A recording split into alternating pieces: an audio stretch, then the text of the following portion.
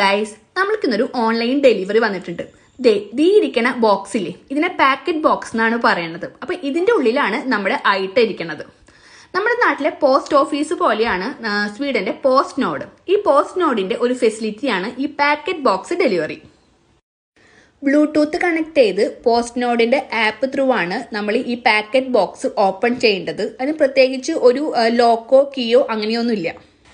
നമ്മൾ പോസ്റ്റ് നോഡിന്റെ ആപ്പിൽ ലോഗിൻ ചെയ്ത് കഴിയുമ്പോൾ ഈ ബോക്സുകളിൽ ഏത് ബോക്സിലാണ് നമ്മുടെ ഐറ്റം ഇരിക്കണേന്ന് ഇതിങ്ങനെ ഹൈലൈറ്റ് ചെയ്ത് കാണിക്കും.